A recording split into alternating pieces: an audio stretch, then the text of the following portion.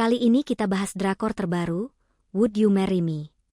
Ceritanya tentang Kim Woo-ju, cowok perfeksionis yang kerja di bakery milik keluarganya, dan Yoo Mary, seorang desainer yang lagi sial banget dalam hidup, baru putus dari tunangannya yang selingkuh, plus kena tipu soal rumah pengantin baru. Tapi semuanya berubah waktu Mary tiba-tiba melamar Woo-ju, rekan kerjanya yang kebetulan punya nama sama kayak mantan tunangannya. Dari situ, mereka mulai hidup sebagai pasangan pengantin palsu selama 90 hari. Dan ya, semuanya tentu nggak semulus kelihatannya. Yuk langsung aja kita bahas episodenya. Yoo Mary tampak bahagia saat menuju toko perhiasan untuk mengambil cincin kawinnya yang dibuat khusus. Ia sama sekali tak menyadari bahwa tunangannya, Kim Woo-ju, justru tengah bermesraan dengan wanita lain di kamar pengantin yang seharusnya mereka tempati bersama. Usai mengambil cincin dan memesan perjalanan bulan madu, Yoo Mary mengirim pesan pada Kim Woo-ju, berharap bisa makan malam bersama. Namun di tengah pelukan kekasih gelapnya, Kim Woo-ju malah membalas dengan alasan palsu, mengaku sedang lembur di kantor. Keesokan harinya, Yoo Mary sibuk menata rumah baru sambil berbicara dengan ibunya lewat telepon. Ia sempat mengeluh soal biaya pernikahan yang terlalu besar, tapi ibunya menasihati agar ia lebih pengertian terhadap Kim Woo-ju. Setelah menutup telepon, Yoo Mary tanpa sengaja menginjak anting wanita di lantai kamarnya. Tak lama, ia menemukan helai rambut panjang di tempat tidur, tanda yang jelas bahwa ada orang lain di sana sebelumnya. Sejak saat itu, firasat buruknya mulai tumbuh, bahwa Kim Woo-ju telah membawa wanita lain ke kamar pengantin mereka. Yoo Mary menuntut penjelasan Kim Woo-ju soal anting-anting yang ia temukan. Kim Woo-ju berbohong, bilang itu milik rekan kerja wanita yang meninggalkannya saat perusahaan berkunjung ke kamar pengantin mereka. Yoo Mary pun mengecek media sosial rekan Kim Woo-ju dan menemukan foto wanita yang sama. Ia sadar, sementara mereka seharusnya mempersiapkan pernikahan, Kim Woo-ju malah kencan dengan wanita lain. Ketakutan, Kim Woo-ju akhirnya mengaku, mencoba membenarkan tindakannya, dan menampar diri sendiri. Ia mengingatkan Yoo Mary bahwa mereka sudah mendaftar pernikahan, memesan tempat, dan membayar rumah, berharap Yoo Mary mempertimbangkan untung ruginya dan memberi maaf. Setelah mengungkap kebohongan Kim Woo-ju, seorang wanita yang ia kencani mengirim foto seksi padanya. Yoo Mary curiga dan memeriksa telepon Kim Woo-ju. Mereka berkelahi, dan Kim Woo-ju melempar dan menginjak telepon, sampai tanpa sengaja menginjak tangan Yoo Mary.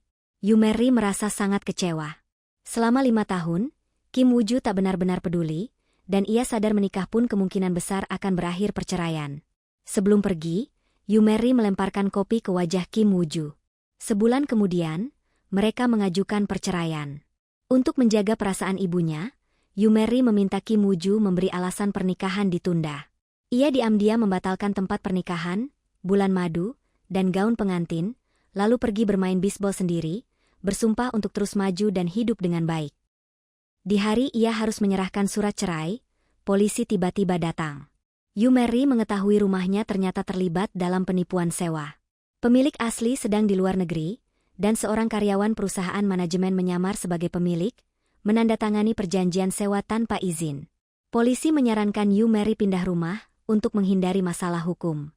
Yoo Mary pun menelepon Kim Woo-ju, berharap pamannya yang bekerja di kejaksaan bisa membantu mengembalikan uang sewanya. Namun, pacar baru Kim Woo-ju kesal dengan teleponnya, dan Kim Woo-ju sendiri dengan dingin mengatakan bahwa menghubungi mantan tidak sopan dan Yoo Mary harus menanganinya sendiri. Merasa tak berdaya, Yoo Mary menenggelamkan kesedihannya dalam alkohol, mencoba menghadapi masalah sendirian. Saat terhuyung pulang dalam keadaan mabuk, Yoo Mary menabrak sebuah mobil. Seorang pria keluar untuk menolongnya dan menawarkan membawanya ke rumah sakit. Yoo Mary melambaikan tangan, bilang dia baik-baik saja. Pria itu menyimpan nomor teleponnya. Tapi ketika melihat nama Kim Woo-ju tersimpan, dia mengira Yoo Mary sedang marah kepada mantan pacarnya. Yoo Mary yang kesal langsung melampiaskan amarahnya.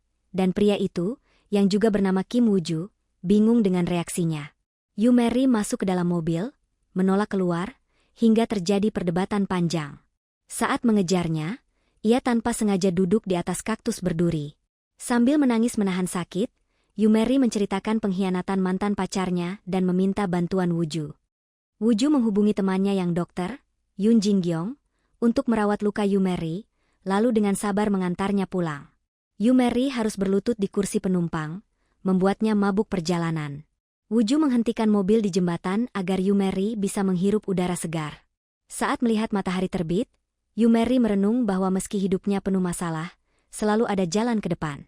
Sebelum berpisah, Woo-ju menyarankan Yumeri memeriksakan lengannya yang tertabrak di rumah sakit. Yumeri meminta maaf atas keributan sebelumnya dan menawarkan mengganti biaya perjalanan dan pengobatan. Woo-ju tidak menanggapi dan pergi begitu saja. Yumeri pun pulang untuk tidur, tapi kemudian terbangun oleh panggilan telepon misterius. Yumeri menerima panggilan dari Beauty Department Store, yang memberinya ucapan selamat karena memenangkan hadiah rumah di Beauty Place. Awalnya ia curiga itu penipuan, tapi kemudian teringat bahwa saat mengambil cincin pernikahannya, ia sempat diberi tiket lotre oleh maskot mall. Dengan santai, ia menuliskan nama dan nomor teleponnya, melipat salah satu sudut tiket, dan menyimpannya. Rupanya, pengundian sudah direncanakan agar keponakan istri wali kota menang. Namun, Lee Sung-woo dari Beauty Department Store yang bertugas memalsukan hasil pengundian secara tidak sengaja menjatuhkan tiketnya ke kotak. Panik mencari sudut yang terlipat. Saat akhirnya mengumumkan pemenang, ia terkejut. Pemenangnya bukan tiket manipulasi, melainkan Yumeri. Di depan publik, ia tak bisa berbuat curang dan harus mengumumkan kemenangan Yumeri. Yumeri hampir tidak percaya dengan keberuntungannya. Hadiah lotre hanya untuk pasangan pengantin baru tanpa rumah, dan harus menunjukkan surat nikah. Untungnya, ia belum menyerahkan surat cerainya, jadi bisa menyerahkan dokumen lengkap. Mr. Kwon dari Beauty Department Store mengonfirmasi bahwa Yumeri dan Kim Woo-ju menikah 5 bulan dan tidak punya rumah, sehingga memenuhi syarat. Karena sang suami tidak bisa hadir, Lee Sung-woo menambahkan aturan agar Yumeri bisa diskualifikasi, termasuk risiko hukum jika ada penipuan. Kedua pasangan harus hadir bersama. Yumeri mencoba menghubungi mantan pacarnya untuk bantuan, tapi Kim Woo-ju memblokirnya. Saat memikirkan solusi, ia menerima pesan dari Woo-ju menanyakan luka lengannya. Menyadari Woo-ju memiliki nama dan wajah mirip mantannya, Yumeri berpikir untuk berpura-pura menjadi suaminya, dan segera menemui Woo-ju menanyakan apakah ia sudah menikah. Begitu Woo-ju bilang belum menikah, Yumeri langsung memintanya berpura-pura jadi suaminya sehari saja. Tapi Woo-ju salah paham, mengira Mary mau menipu orang dengan pernikahan palsu. Ia menolak mentah-mentah, memperingatkannya, bahkan mengancam akan melapor ke polisi kalau ada hal mencurigakan. Setelah itu, Woo-ju pergi ke rumah sakit menemui sahabatnya Yoon Jin-gyong, berterima kasih karena sudah merawat neneknya. Jin-gyong yang diam-diam menyukainya sempat menyindir bahwa ia hampir jadi cucu menantu, tapi Woo-ju tidak paham maksudnya. Mereka lalu membahas pekerjaan. Jin-gyong bertanya kapan Woo-ju mulai bekerja di perusahaan bekeri milik neneknya. Setelah orang tuanya meninggal, Woo-ju dirawat keluarga bibinya. Namun karena sepupunya, Jang Eun-soo, gagal membawa kemajuan, sang nenek mencopotnya dari jabatan direktur pemasaran dan menunjuk Woo-ju sebagai pengganti, meski bibinya tidak terima. Saat itu, seorang anak kecil tiba-tiba jatuh dan menangis keras. Woo-ju langsung menghampiri dan menenangkannya. Momen itu membuatnya teringat masa kecil, ketika orang tuanya meninggal dalam kecelakaan, dan hanya dia yang selamat. Di rumah sakit, seorang gadis kecil datang menghiburnya dan memberinya boneka beruang yang bisa bicara. Kenangan hangat itu masih membekas, meski ia tak pernah tahu siapa gadis itu. Keesokan harinya, Woo-ju resmi mulai bekerja di perusahaan neneknya. Dalam rapat pertama, tim membahas peluncuran produk baru dengan desain kemasan unik. Neneknya menyukai desain itu, tapi sepupunya, Jang Eun-soo, tiba-tiba menyoroti masalah hak cipta. 6 bulan lalu, Jang Eun-soo lah yang menyetujui kontrak desain versi sekali pakai dan kini pura-pura baru tahu masalahnya untuk mempermalukan Woo-ju. Meski diserang di depan semua orang, Woo-ju tetap tenang dan berjanji akan segera menghubungi pihak desain untuk memperpanjang kontrak. Setelah rapat, Woo-ju meminta timnya menghubungi perusahaan desain.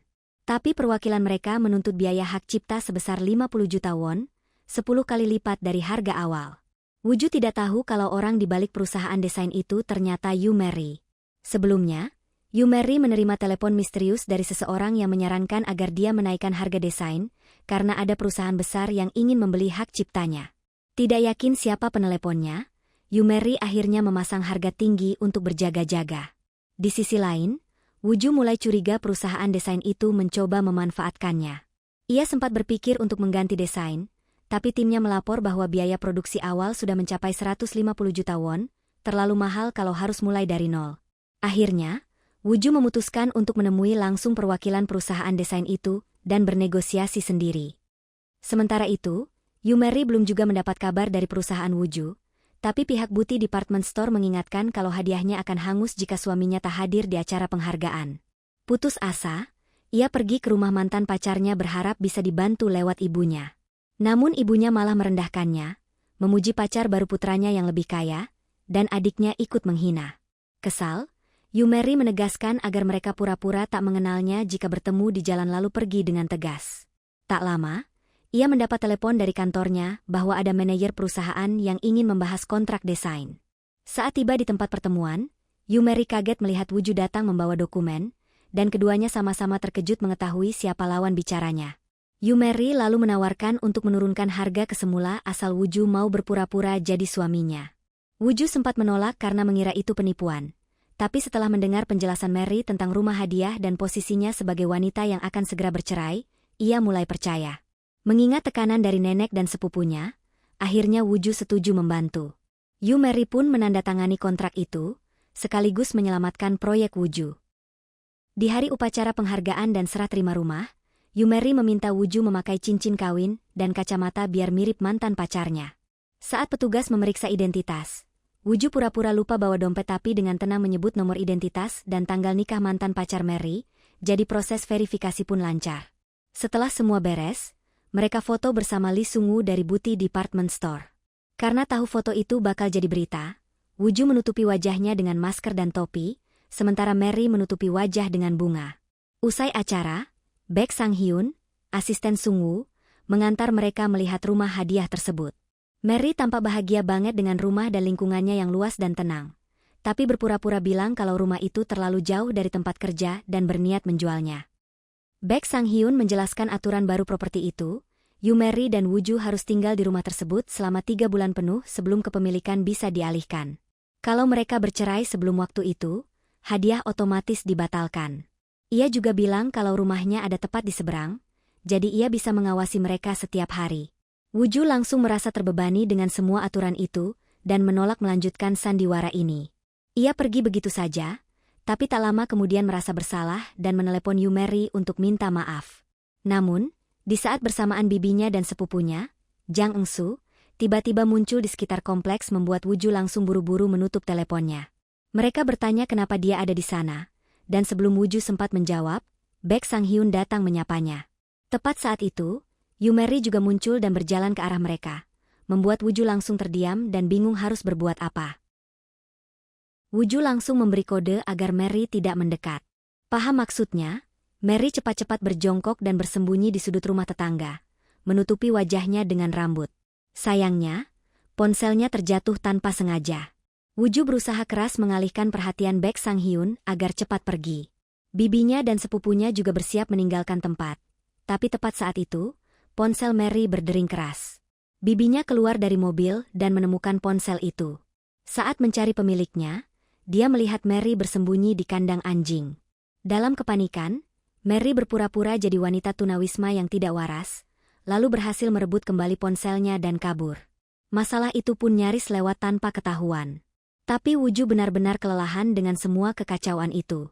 Ia akhirnya menelepon Mary dan memutuskan perjanjian mereka berakhir, memperingatkan agar Mary tidak tinggal di rumah itu lagi sebelum semuanya makin runyam. Mary yang kini tidak memiliki tempat tinggal, harus menyeret kopernya di jalanan. Ia sempat berpikir untuk tinggal bersama seorang teman, namun ternyata temannya tidak bisa menampungnya. Dalam keadaan bingung, Mary melihat sebuah iklan motel yang menuliskan tidak perlu deposit. Tanpa pikir panjang, ia pun memutuskan untuk menginap di sana. Meski kondisi motelnya jauh dari bersih, setidaknya ia memiliki tempat untuk beristirahat sementara.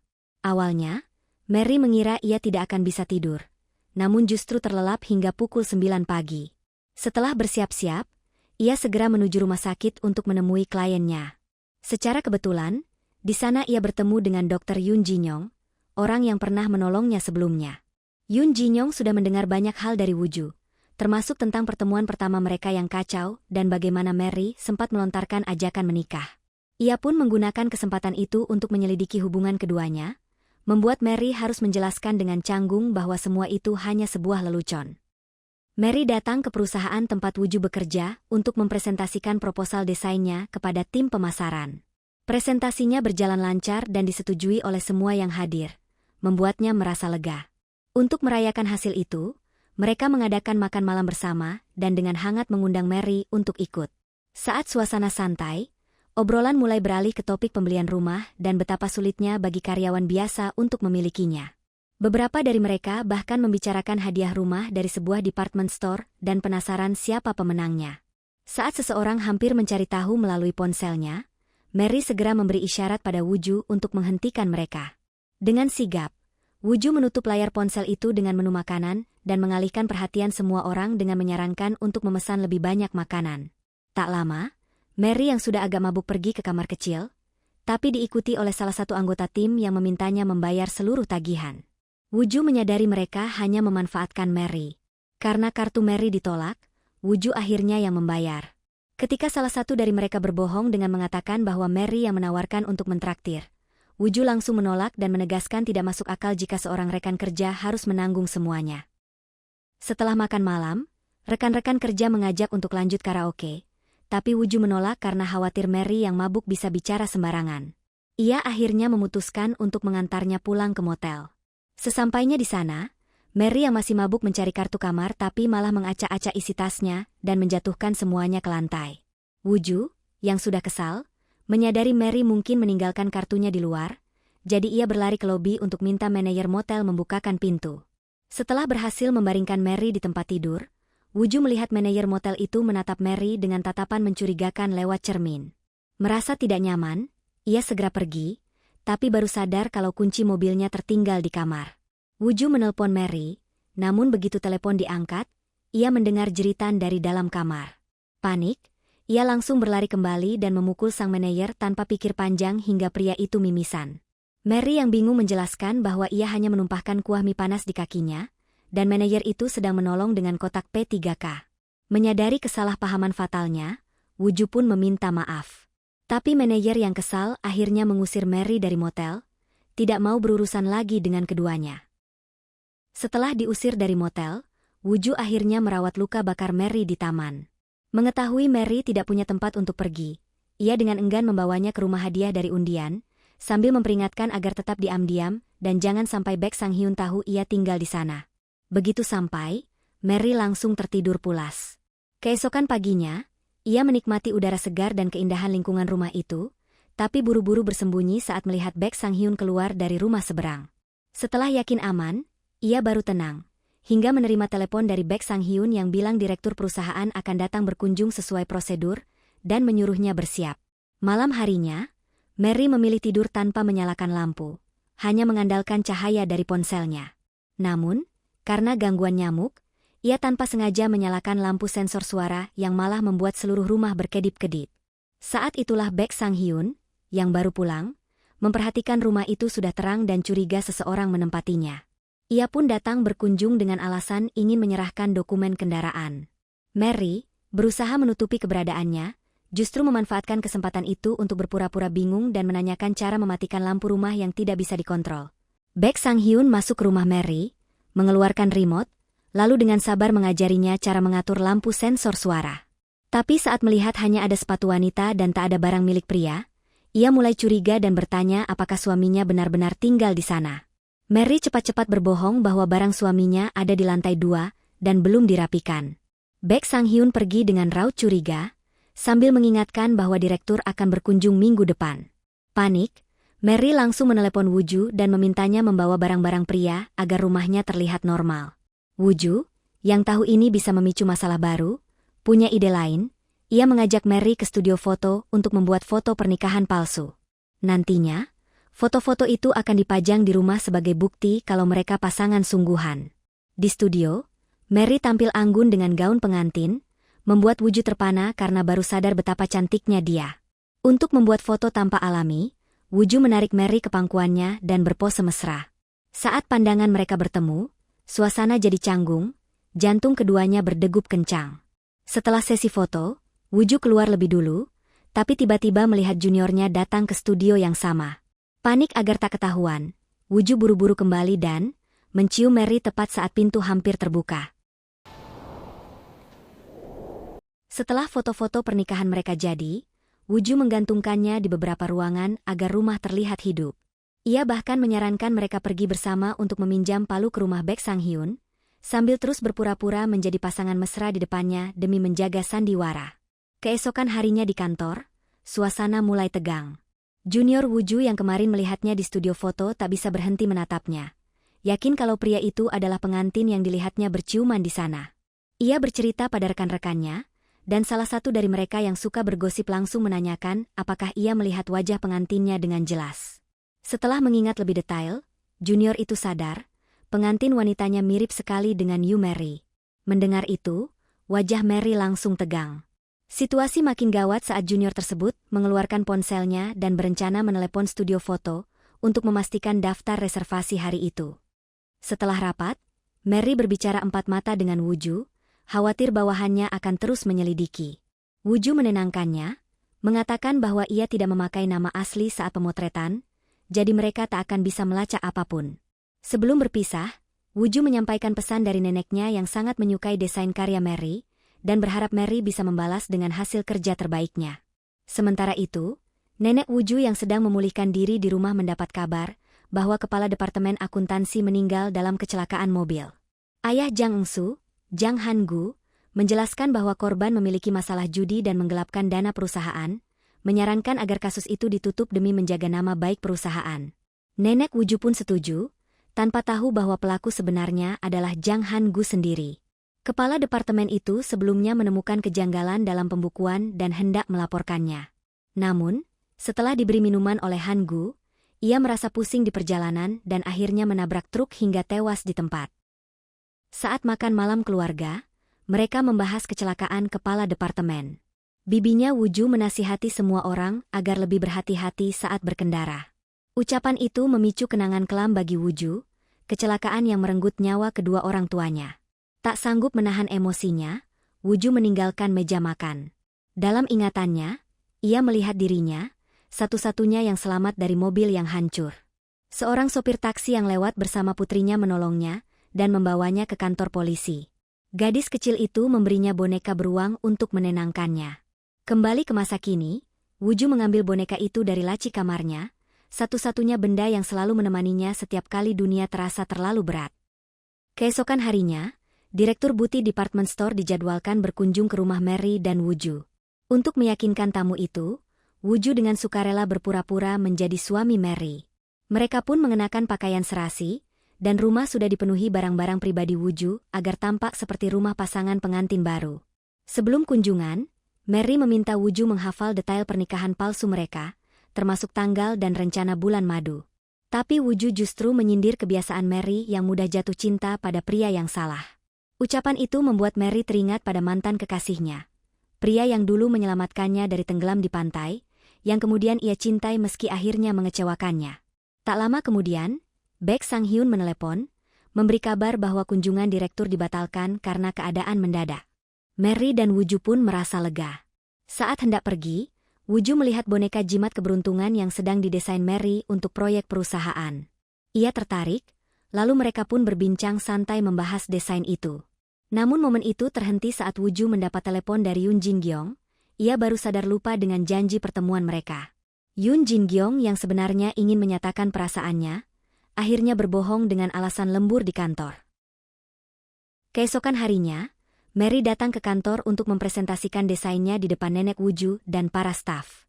Tepat sebelum gilirannya dimulai, ia mendapat telepon dari ibunya yang berencana mengunjungi rumah ibu mantan pacarnya untuk mengantar makanan. Panik karena takut rahasianya terbongkar, Mary langsung memberitahu Woo-ju. Dengan tenang, Woo-ju menyuruhnya tetap fokus pada presentasi dan berjanji akan menemui ibunya menggantikan Mary. Sementara itu, Ibu Mary yang tak bisa menghubunginya akhirnya mencoba menelepon mantan pacar Mary, tapi tak juga dijawab. Di sisi lain, mantan pacar Mary sedang bersama pacar barunya. Saat melihat pesan masuk di ponsel sang pacar, berisi nomor kamar dari seseorang, dia sempat curiga, tapi tidak menanyakannya. Kemudian, Ibu Mary telah sampai di rumah mantan pacar anaknya sambil membawa makanan, tapi disambut dengan dingin. Ibu dan anak perempuannya itu menghina Mary, menyebutnya miskin dan tidak sebanding, lalu menyuruh ibunya berhenti mengganggu mereka. Meski mencoba ramah, Ibu Mary akhirnya didorong keluar hingga jatuh, membuat makanannya tumpah di jalan. Wuju yang tiba tepat waktu langsung menolong dan mengantarnya ke stasiun. Setelah tahu Wuju rekan kerja Mary, Ibu Mary menegaskan bahwa Mary gadis baik dan ambisius, meminta Wuju tak percaya gosip buruk tentangnya.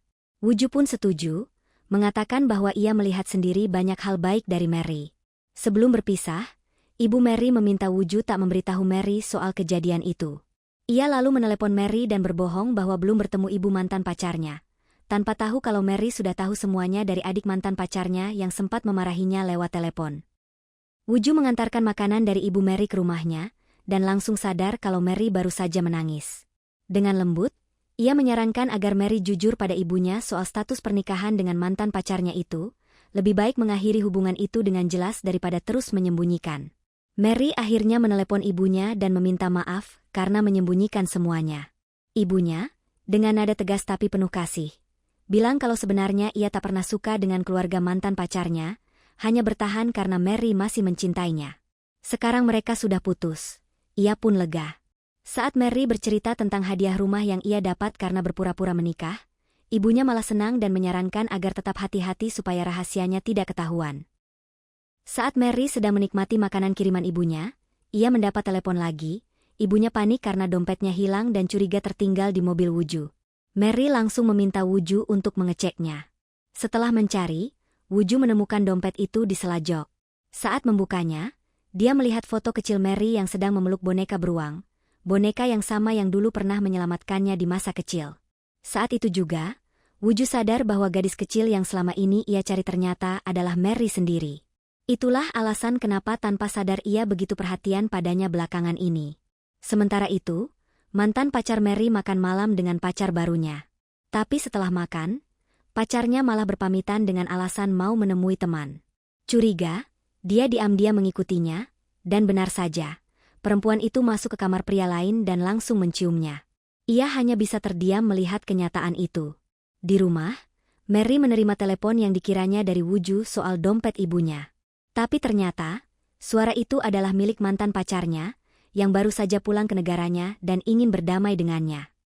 Mantan pacar Mary sedang memergoki pacar barunya diam-diam bertemu pria lain di kamar hotel. Dengan marah, dia menuntut penjelasan, tapi wanita itu malah dengan santai mengaku bahwa pria itu adalah tunangan pilihan keluarganya, dan meski sudah bertunangan, mereka masih bisa melanjutkan hubungan diam-diam. Saat diminta memilih, wanita itu tanpa ragu memilih tunangannya dan memutuskan hubungan dengan dingin. Merasa dipermalukan, mantan Mary pun pulang ke negaranya dan segera menelpon Mary untuk berbaikan. Namun Mary langsung memutus panggilannya setelah mendengar suaranya. Ia masih yakin Mary tak bisa hidup tanpanya. Tak lama setelah itu, Mary menerima telepon dari Wuju yang memberitahu bahwa dompet ibunya sudah ditemukan, dan mereka sepakat untuk bertemu besok agar Mary bisa mengambilnya. Wuju tidak bisa menyembunyikan kegembiraannya saat tahu akan bertemu Mary lagi. Namun, ia tak menyangka Baek Sang-hyun datang ke perusahaannya untuk urusan bisnis. Atas permintaan nenek dan pamannya, Wuju diminta mengantarkan berkas penting. Takut ketahuan, ia berpura-pura sakit perut dan mengirim orang lain sebagai gantinya. Ia pikir sudah aman, sampai pamannya memperkenalkannya langsung pada Baek Sang-hyun di lantai bawah. Dengan canggung, Wuju berpura-pura baru pertama kali bertemu, dan Baek Sang-hyun pun ikut berpura-pura tidak mengenalinya. Tak lama kemudian, mereka terjebak berdua di lift. Wuju beralasan tak ingin urusan pribadi memengaruhi pekerjaan, dan Baek Sang-hyun menghargai itu. Saat pintu lift terbuka, Mary muncul. Ia sempat terkejut, lalu berpura-pura memanggil Wuju dengan sebutan sayang. Baek Sang-hyun bingung dan bertanya apakah Mary bekerja di sana, tapi Wuju cepat menyela, mengatakan bahwa Mary hanya datang untuk mengambil dompet yang terbawa pagi tadi. Pagi sebelum kejadian itu, Baek Sang-hyun melihat Mary berjalan sendirian di kompleks rumah. Mary dengan santai bilang kalau suaminya lembur semalaman dan belum pulang. Hal itu membuat Baek Sang-hyun bingung. Bagaimana mungkin Wuju bisa membawa dompetnya pagi itu? Menyadari kebohongan mereka hampir terbongkar, Wuju cepat-cepat beralasan kalau ia lupa hari karena terlalu sibuk kerja. Setelah Baek Sang-hyun pergi, mereka akhirnya bisa bernapas lega. Tapi Wuju menegur Mary karena tidak memberitahunya soal pertemuan pagi itu. Ia bilang cerita mereka jadi tidak nyambung. Dari situ, Wuju malah membuat aturan baru, mereka harus saling menghubungi 4 kali sehari. Pagi, siang, sore, dan sebelum tidur. Mary yang bingung langsung protes, tapi Wuju beralasan santai, ini untuk kebaikan bersama. Siang itu, Mary makan bersama temannya yang cuti dari militer. Tak lama kemudian, Wuju datang dan ikut duduk di meja mereka. Temannya langsung terpesona melihat Wuju dan tanpa sadar membuka rahasia lama tentang cinta pertama Mary saat kecil. Katanya, dulu Mary pernah memberikan boneka beruang kesayangannya pada seorang anak laki-laki karena merasa kasihan setelah anak itu mengalami kecelakaan. Meskipun, katanya sambil tertawa, kepalanya terlihat keren menurut Mary. Mendengar itu, Wuju refleks menyentuh kepalanya sendiri, malu tapi senang. Ia lalu bertanya apakah Mary masih ingat anak itu. Mary menjawab kalau dia tak pernah melihatnya lagi, tapi yakin, kalau suatu hari bertemu, pasti langsung mengenalinya. Wuju pun tersenyum kecil, menahan gejolak hatinya, karena kini ia tahu, dialah anak laki-laki itu. Pada malam harinya, Wuju makan malam bersama Yoon Jin Gyeong. Saat Jin Gyeong berniat menyatakan perasaannya, Wuju justru tampak begitu bersemangat. Dengan senyum lebar, ia menceritakan kalau akhirnya ia menemukan gadis kecil yang dulu memberinya boneka beruang, dan ternyata itu Mary. Melihat ekspresi bahagia Wuju, Jin Gyeong hanya bisa menahan rasa cemburunya. Namun di balik senyum itu, Wuju teringat masa lalu. Setelah kecelakaan orang tuanya, ia sempat mencari Mary untuk berterima kasih pada ayahnya. Tapi saat tiba di rumahnya, ia justru mendengar kabar kalau ayah Mary meninggal 2 bulan setelah insiden itu, ketika mencoba memberikan pernyataan tambahan di kantor polisi. Dari luar rumah, Wuju juga sempat mendengar ibunya berkata, andai saja ayahnya Mary tidak ikut campur, semua ini takkan terjadi. Sejak saat itu, Wuju diliputi rasa bersalah, merasa kematian ayah Mary adalah salahnya. Yoon Jin Gyeong kemudian menasihatinya agar tidak mengungkap kebenaran pada Mary. Kalau tidak, Mary pasti akan mengira dia secara langsung terlibat dalam kematian ayahnya. Wuju terdiam lama, lalu akhirnya memutuskan untuk mengikuti saran itu, menyembunyikan jati dirinya dulu untuk saat ini. Hari itu, keluarga besar Wuju pergi ke kuil untuk memperingati kematian orang tuanya. Setelah berdoa, sepupunya sempat mengusulkan untuk makan sup rumput laut karena bertepatan dengan ulang tahun Wuju. Namun, suasana langsung berubah saat bibinya mencibir bahwa Wuju tidak pantas merayakan ulang tahun karena telah menyebabkan kematian orang tuanya sendiri. Wuju yang mendengar itu hanya terdiam. Sementara perasaan bersalahnya semakin dalam saat melihat wajah sedih neneknya di perjalanan pulang. Pikiran Wuju pun kembali ke hari kecelakaan itu. Saat kecil, ia marah karena hadiah ulang tahunnya diberikan kepada orang lain. Ayahnya mencoba menenangkannya sambil menyetir. Namun karena sempat menoleh ke belakang, mereka tidak sempat menghindari truk yang melaju kencang. Mobil mereka tergelincir dan jatuh dari jembatan, menewaskan kedua orang tuanya di tempat. Sejak saat itu, Wuju selalu menyalahkan dirinya. Saat pemakaman, kakeknya melampiaskan kemarahan padanya, seolah benar-benar yakin cucunya itu penyebab tragedi itu. Namun, yang tidak diketahui siapapun, kecelakaan itu bukan kebetulan. Setelah kejadian, seorang pria misterius datang memeriksa lokasi dan memastikan semua penumpang sudah tewas. Ia lalu mengirim pesan kepada paman Wuju, Jang Han-gu, yang ternyata menjadi dalang di balik peristiwa itu. Sejak kematian orang tuanya, Wuju tidak pernah merayakan ulang tahunnya lagi. Setiap tahun, ia hanya berdiam diri di bawah selimut, berharap hari itu cepat berlalu. Tapi kali ini berbeda. Mary tiba-tiba mengirim pesan setelah tahu dari grup kerja bahwa hari ini ulang tahun Wuju dan ingin merayakannya bersama. Wuju sempat bercanda agar Mary yang mentraktirnya, tapi Mary malah memutuskan untuk memasak sendiri di rumahnya. Begitu Wuju tiba, ia terkejut melihat meja penuh makanan dan bahkan kue ulang tahun. Rasa sesak di dadanya perlahan hilang. Saat makan, ia mengaku tidak pernah merayakan ulang tahun sejak umur 8 tahun. Mary dengan lembut mencoba menghiburnya, mengatakan kalau tidak apa-apa untuk beristirahat dan melupakan masa lalu sebentar. Tak lama, Mary melihat 2 pelangi muncul di langit setelah hujan. Dengan semangat, ia menarik Wuju keluar untuk membuat permohonan. Mary menutup mata, berharap diberi banyak rezeki, kesehatan untuk ibunya, dan agar rahasia rumah mereka tak pernah terbongkar. Ketika ia bertanya keinginan Wuju, pria itu hanya tersenyum dan pura-pura lupa. Padahal dalam hati, Wuju berharap satu hal, agar semua keinginan Mary terkabul. Mary yang penasaran akhirnya berlari mencoba menangkap Wuju supaya ia mau jujur. Tapi malah tersandung pipa air dan jatuh tepat ke pelukannya. Sejenak, dunia terasa berhenti. Keduanya saling menatap dengan jantung berdebar kencang. Saat Wuju perlahan mendekat untuk menciumnya, Mary pun ikut menutup jarak, namun momen itu mendadak hancur. Karena dari kejauhan, mantan pacar Mary muncul, melihat semuanya dengan tatapan tak percaya. Tepat saat Woo-ju hampir menciumnya, Mary tiba-tiba melihat mantan pacarnya berdiri di depan rumah yang membuatnya panik. Dia langsung menarik Woo-ju untuk bersembunyi di bawah. Untungnya, mantannya hanya melihat sekilas dan mengira itu orang lain, lalu pergi begitu saja. Meski situasinya sudah aman, kekhawatiran Mary belum hilang. Ia tahu, begitu mantannya tahu soal rumah itu, dia pasti akan melakukan apapun untuk mendapatkannya. Woo-ju sempat menyarankan agar Mary mencoba bekerja sama saja dengan mantannya jika keadaan memaksa, tapi Mary menolak mentah-mentah. Ia tak ingin punya urusan lagi dengan pria itu ataupun keluarganya. Dalam hati, Mary hanya bisa berharap semoga mantannya berhenti mengusik dan rencananya menjual rumah itu dalam 3 bulan bisa berjalan lancar. Mantan pacar Mary belum mau menyerah. Ia datang ke kantor Mary, mengaku sudah memikirkan segalanya dan memilih Mary dibanding pacar barunya. Tapi Mary yang sudah tahu sifat aslinya dan keluarganya hanya merasa jijik. Tanpa basa-basi, ia mengusirnya. Beberapa hari kemudian, Mary kembali fokus bekerja. Desain kotak hadiah buatannya selesai, dan untuk memberi sentuhan unik, ia mengundang penyair terkenal menulis kata-kata filosofis di kartu ucapan yang akan dimasukkan ke dalam kotak. Woo-ju menyukai ide itu dan langsung memproduksi serta mendistribusikannya ke pelanggan VVIP. Namun di hari pengiriman, muncul masalah. Penyair itu terlibat skandal di pesawat. Demi menjaga reputasi perusahaan, Woo-ju memerintahkan timnya mencegat semua kotak dan mengambil kembali kartu-kartu ucapan itu. Sebagian besar berhasil diamankan, tapi 1 kotak sudah tiba di depan rumah pelanggan.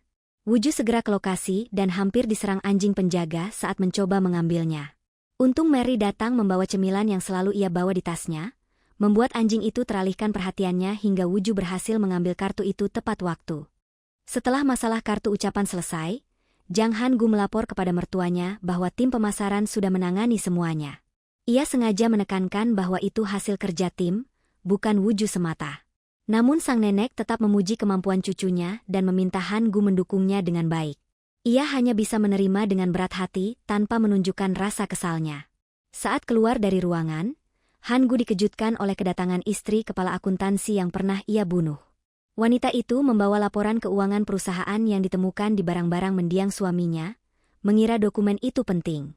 Begitu nenek melihat laporan itu, ekspresinya langsung berubah serius. Panik, Han-gu segera menelepon seorang wanita di Amerika, menyuruhnya menutup firma konsultan dan restoran mereka agar tak ada jejak tersisa. Yang tak diketahui orang lain, wanita itu ternyata istrinya yang lain, dan mereka sudah lama hidup diam-diam di sana bersama anak mereka. Beberapa saat kemudian, Woo-ju datang ke ruangan pamannya untuk mengantarkan kopi sebagai ucapan terima kasih atas bantuannya dalam insiden kotak hadiah. Han-gu buru-buru menutupi laporan keuangan dengan berkas lain. Tapi karena gugup, ia malah menjatuhkan kopi dan menumpahkannya ke dokumen itu. Saat membantu membersihkan, Woo-ju sempat melihat nama perusahaan konsultan yang tertera di laporan. Ia tak menunjukkan apapun, berpura-pura tidak melihat, lalu meninggalkan ruangan dengan tenang. Keesokan harinya, Woo-ju pergi jalan bersama Mary. Saat hendak mengantarnya kembali ke kantor, Mary mendapat telepon dari mantan pacarnya. Tanpa pikir panjang, ia langsung menutup panggilan itu. Mantannya, yang semakin gelisah, mulai mencari cara untuk mendapatkannya kembali. Kakaknya menegurnya agar berhenti menghubungi Mary, mengingat insiden memalukan ketika mereka mengusir ibu Mary saat berkunjung. Kesal pada keluarganya, ia memutuskan untuk meminta maaf langsung ke Mary. Namun sesampainya di perusahaan, ia justru melihat Mary keluar bersama Woo-ju. Penasaran, ia diam-diam mengikuti mereka hingga ke kompleks rumah Mary. Tanpa sadar sedang diikuti, Woo-ju mengantar Mary pulang. Tapi ketika melihat Baek Song-hyun, pria yang tinggal di seberang rumah, muncul, Woo-ju panik dan akhirnya ikut masuk ke rumah Mary untuk bersembunyi. Di dalam, ia memperhatikan foto-foto pernikahan Mary dan ruangan yang penuh dengan barang milik mereka berdua. Ia sempat kehilangan fokus, seolah membayangkan bahwa mereka benar-benar hidup bersama. Untuk menutupi rasa canggungnya, ia menawarkan bantuan menggantung tirai kamar mandi. Namun karena gugup, Woo-ju tak sengaja menyenggol keran air dan basah kuyup. Mary pun membantu mengeringkan pakaiannya. Saat keduanya saling mendekat untuk meraih handuk, tangan mereka bersentuhan. Suasana jadi canggung tapi hangat, ada perasaan yang belum diungkap. Sebelum pulang, Woo-ju mengajaknya makan siang keesokan harinya, dan Mary setuju dengan senyum kecil. Setelah ia pergi, dari kejauhan, mantan pacar Mary melihat wajah Woo-ju dengan jelas, memastikan bahwa dialah pria yang kini bersama Mary. Tanpa sadar sedang diawasi, Mary keluar rumah untuk membuang sampah. Namun tiba-tiba, mantan pacarnya muncul begitu saja di depannya dan langsung menanyai apa yang dia lakukan di sana, serta menekan soal siapa pria yang tadi bersamanya. Saat Mary berusaha mencari alasan, mantannya melihat kantong sampah di tangannya dan langsung menuduhnya bekerja di sana sebagai pembantu. Mary akhirnya menuruti asumsi itu dan berbohong bahwa rumah itu milik temannya yang sedang pergi, dan ia hanya membantu menjaga tempatnya sementara. Tapi mantan pacarnya tidak mau menyerah. Ia terus mengikuti Mary sampai ke halaman rumah, menuduhnya selingkuh, dan bersikap manipulatif seolah-olah dirinya yang tersakiti. Mary akhirnya marah dan menegaskan bahwa justru dialah yang berselingkuh, dan kehidupannya sekarang bukan lagi urusannya. Namun pria itu semakin kasar dan bahkan memaksa masuk ke rumah. Khawatir foto-foto pernikahannya dengan Woo-ju akan terlihat, Mary menepuk tangan untuk mematikan lampu lewat sensor suara, lalu berusaha mengusirnya keluar. Tapi dalam dorongan panik, ia tak sengaja membuat mantannya jatuh keras ke lantai hingga cedera ringan. Karena merasa bersalah, Mary membawanya ke rumah sakit. Dokter mengatakan kondisinya tidak parah, tapi butuh istirahat dan perawatan. Mantan pacarnya memanfaatkan kesempatan itu dengan berpura-pura lemah dan memaksa Mary untuk tinggal menjaganya. Terjebak dalam rasa bersalah, Mary akhirnya setuju, hingga ia pun lupa tentang janji makan siangnya bersama Woo-ju. Woo-ju menunggu Mary lama sekali, tapi Mary tak kunjung datang. Akhirnya, ia meneleponnya untuk menanyakan kabar. Mary, yang saat itu masih di rumah sakit bersama mantannya, tidak ingin membuat Woo-ju khawatir. Jadi ia berbohong dan mengatakan bahwa temannya sedang sakit dan ia sedang menemaninya di rumah sakit. Merasa kecewa, Woo-ju akhirnya memutuskan untuk pergi. Namun tak lama kemudian, Yoon Jin-gyong menelepon dan mengajaknya makan siang. Woo-ju setuju, dan mereka sepakat bertemu di rumah sakit tempat Jin-gyong bekerja.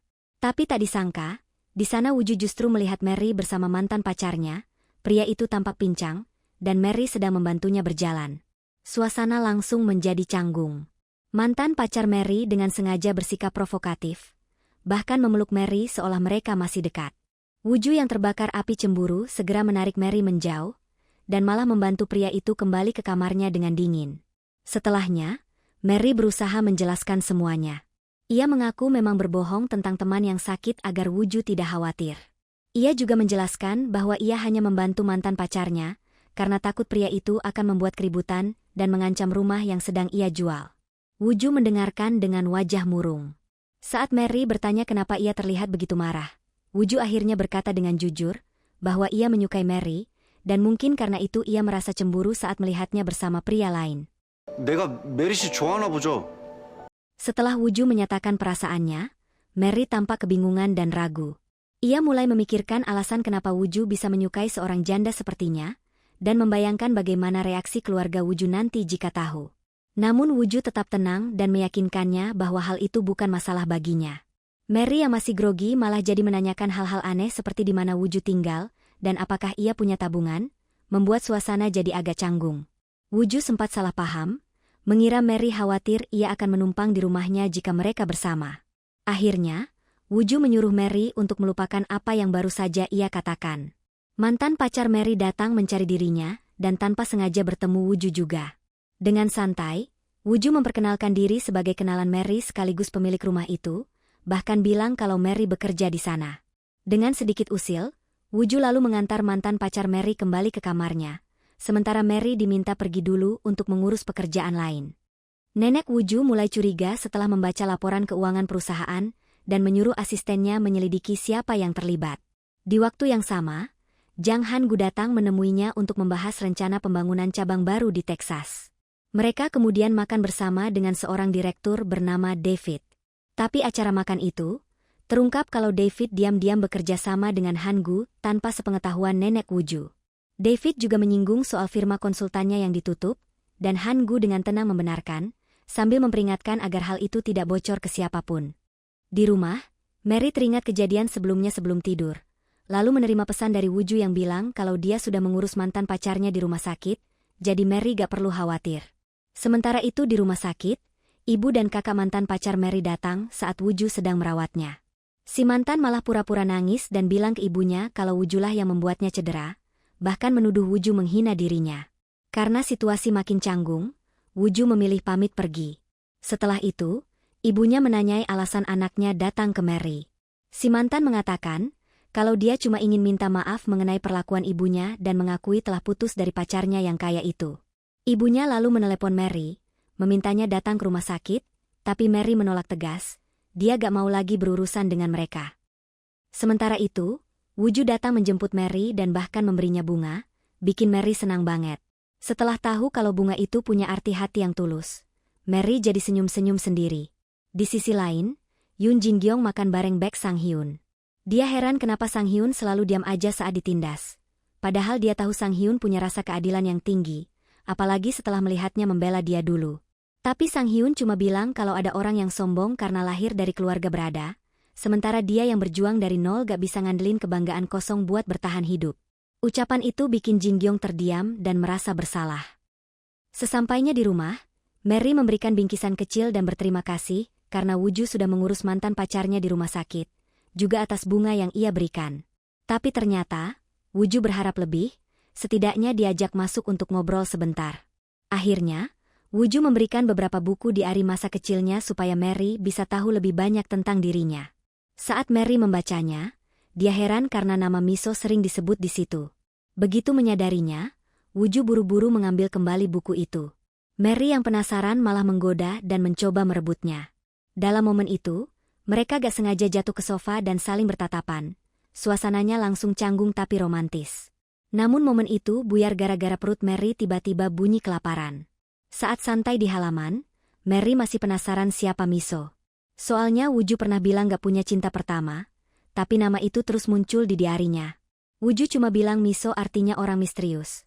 Lalu senyum aja tanpa menjawab, bikin Mary makin bingung. Yoon Jin-gyong yang lagi mabuk mulai ngomong hal aneh ke Baek Sang-hyun. Nanya apakah dia cantik dan kenapa cowok yang dia suka dari kecil gak pernah ngebales perasaannya. Sang-hyun bilang, kalau cowok itu gak ngerasa, berarti dari dulu dia udah nganggep Jin-gyong cuma kayak adik sendiri.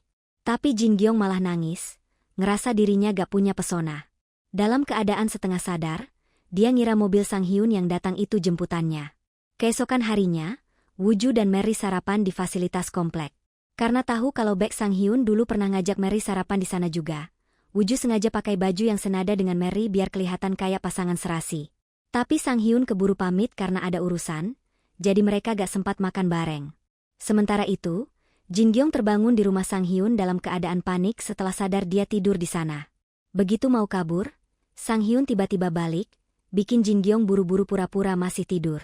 Setelah itu, Jin-gyong buru-buru kabur dari rumah Sang-hyun, tapi tanpa sengaja malah berpapasan dengan Mary dan Woo-ju di lingkungan perumahan yang sama. Mereka bertiga langsung saling terdiam dan kaget. Ngerasa harus jelasin, Woo-ju akhirnya buka suara soal hubungannya dengan Mary. Tapi Jin-gyong malah nyuruh Woo-ju untuk mundur sebelum neneknya tahu semuanya. Setelah beberapa hari, Jin-gyong menemui Mary untuk bicara berdua. Ia bilang supaya Mary gak melibatkan Woo-ju lagi, karena Woo-ju bakal mewarisi perusahaan neneknya dan gak seharusnya ikut campur urusan Mary itu. Mary yang baru tahu kalau perusahaan itu ternyata milik nenek Woo-ju langsung kaget dan merasa bersalah. Jin-gyong juga menambahkan kalau Woo-ju mungkin membantu Mary cuma karena rasa terima kasih. Ayah Mary pernah menolong Woo-ju saat kecelakaan dulu. Ucapan itu bikin Mary makin bingung dan kepikiran, apalagi saat teringat nama Miso di diari Woo-ju. Akhirnya, Mary memutuskan untuk pulang ke rumah ibunya. Dengan rasa bersalah, Jin-gyong akhirnya jujur pada Woo-ju bahwa dia telah membocorkan semuanya kepada Mary. Woo-ju kesal langsung pergi meninggalkan Jin-gyong untuk mencari Mary. Sementara itu, Mary sedang berjalan santai dengan anjingnya di kampung, sampai tiba-tiba Woo-ju muncul di depannya. Mereka pun bicara dari hati ke hati, soal masa lalu, tentang apakah Mary sebenarnya Miso di diari Woo-ju, dan tentang boneka yang dulu ia berikan. Mary menjelaskan kalau ia sudah berdamai dengan kematian ayahnya, dan itu bukan salah keluarga Woo-ju. Ia juga meminta Woo-ju untuk mengakhiri drama mereka kalau semua ini cuma karena rasa bersalah. Tapi Woo-ju menatapnya dengan serius dan berkata kalau ia melakukannya bukan karena rasa bersalah, tapi karena ia benar-benar menyukai Mary. Untuk membuktikannya, Woo-ju pun langsung menciumnya. Malam itu, Mary dan Woo-ju saling bercerita tentang masa lalu mereka. Woo-ju bercerita tentang hidupnya setelah kehilangan orang tua, sementara Mary mengenang ayahnya yang sudah tiada. Ia mengatakan tempat mereka sekarang adalah tempat kenangan masa kecilnya bersama sang ayah. Tempat di mana ia dulu menangis ketakutan saat kehilangan jejak ayahnya, sebelum akhirnya digendong dan ditenangkan. Mary lalu bilang, ia percaya ayahnya kini jadi bintang di langit yang meneranginya saat ia tersesat. Mendengar itu, Woo-ju berjanji akan selalu ada di sampingnya agar Mary tak merasa takut lagi. Mereka pun tertawa kecil, lalu tanpa sengaja terjatuh dan berakhir tiduran berdua, menatap langit malam yang penuh bintang. Di sisi lain, Jin Gyong terlihat menangis sendirian, masih teringat ucapan Woo-ju yang bilang kalau dia benar-benar menyukai Mary, bukan karena rasa bersalah. Sang Hyun yang kebetulan lewat melihatnya, dan langsung menghampiri. Ia mencoba menenangkan Jin Gyong, bertanya apakah dia sudah pernah jujur soal perasaannya pada orang yang dia suka. Sang Hyun bilang, gak perlu malu buat ngungkapin perasaan, karena diam justru bisa bikin nyesel. Ia lalu mengajaknya lari kecil untuk menenangkan pikiran. Di tengah-tengah itu, Jin Gyong akhirnya mengaku kalau dia tahu orang yang disukainya sudah menyukai orang lain, dan karena itu dia sempat berusaha menghalangi mereka, sesuatu yang kini justru ia sesali. Sementara itu, Ibu Mary mulai curiga dengan kedekatan putrinya dan Woo-ju. Ia pun menyuruh Woo-ju menginap di rumah, menempatkannya di kamar adik Mary. Tengah malam, Woo-ju malah menghubungi Mary, menanyakan apakah dia sudah tidur. Mary sempat senang, tapi ternyata Woo-ju cuma takut karena ada serangga di kamarnya. Dengan santai, Mary datang dan membuang serangganya, tapi tiba-tiba Woo-ju memeluknya. Momen itu nyaris jadi romantis. Sampai ibunya Mary mengetuk pintu untuk mengantar obat nyamuk. Woo-ju buru-buru pura-pura tidur, sementara Mary bersembunyi di balik selimut. Meski begitu, Woo-ju masih sempat berbisik manja kalau ibunya belum pergi, bikin Mary malah senyum malu-malu. Besok paginya, Ibu Mary mengajak Woo-ju sarapan bareng. Saat makan, Ibu Mary tiba-tiba nanya apakah Woo-ju tahu arti dari hidangan ayam betina itu. Woo-ju langsung jawab kalau itu biasanya disajikan buat menantu yang datang. Mary pun jadi bingung dengan arah pembicaraannya. Lalu, suasana makin serius. Ibu Mary mulai membahas soal pernikahan anaknya dengan mantannya dulu, dan bilang kalau dulu semua itu salahnya karena terlalu menekan Mary.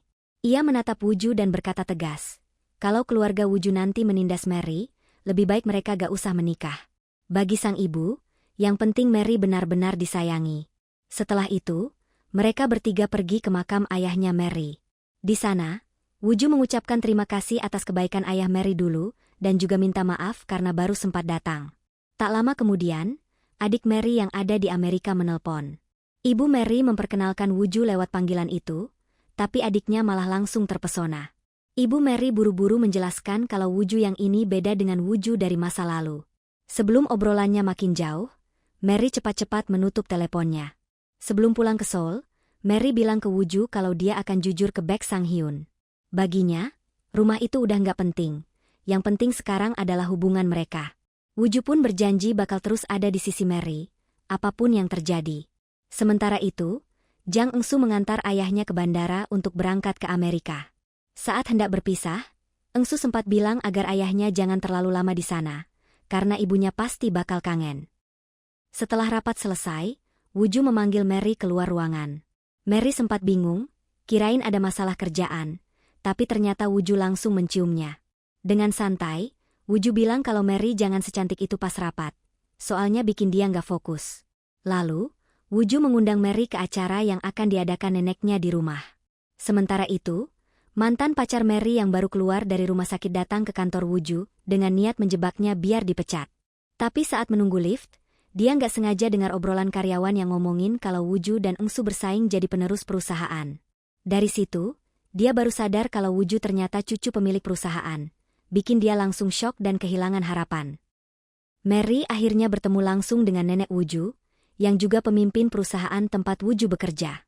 Saat makan bersama, Mary tampak gugup sementara Woo-ju cuma senyum-senyum lihatnya. Nenek Woo-ju menasihati tim pemasaran bahwa dalam memasak, ketulusan itu penting, karena sekali berbohong, bohongnya bakal terus berlanjut. Ucapan itu bikin Mary terdiam. Setelah acara selesai, Jin Gyong datang menemui nenek Woo-ju dan tanpa sengaja berpapasan canggung dengan Mary. Di perjalanan pulang, Mary mulai merasa tidak enak hati setelah dengar gosip soal rencana pernikahan Woo-ju dan Jin Gyong. Malam harinya, Wuju teringat ucapan neneknya saat acara makan dan langsung menelpon Mary, bilang kalau dia mau menjemputnya. Tapi begitu bel rumah berbunyi, bukan Wuju yang datang, melainkan sang mantan, yang dengan nada kesal menuduh Mary menikmati pura-pura jadi istri orang. Ternyata sang mantan tahu semuanya setelah mengurus asuransi dan melihat status pernikahannya dengan Mary masih terdaftar.